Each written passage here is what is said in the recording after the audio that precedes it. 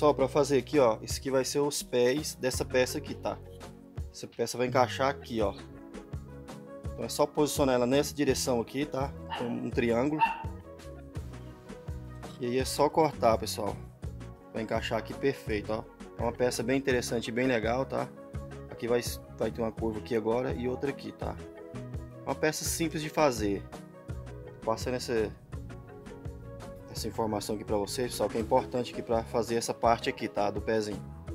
Então vamos aí para a montagem aí. Vamos fazer as outras partes aí. Acompanhe aí para vocês não perderem nenhum detalhe dessa peça aqui.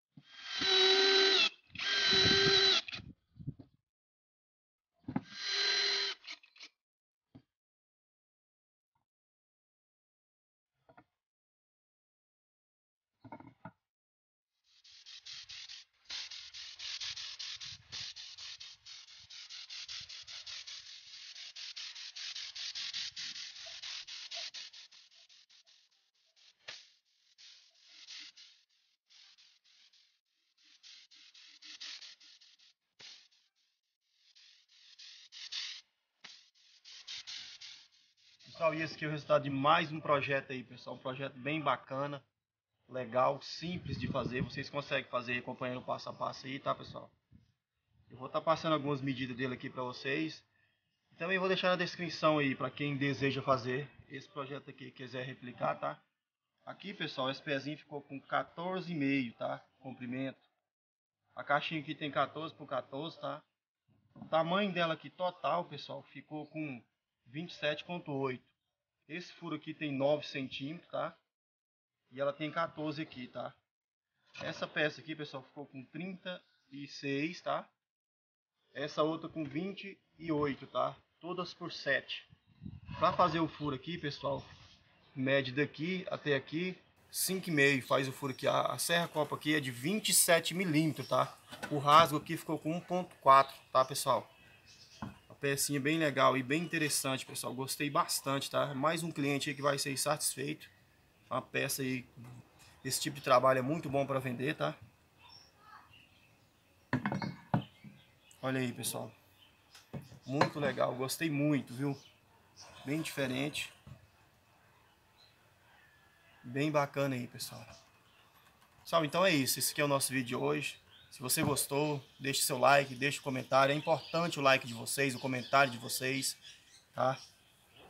Um forte abraço aí. Que Deus abençoe a vida de vocês. E até o próximo vídeo, se Deus quiser.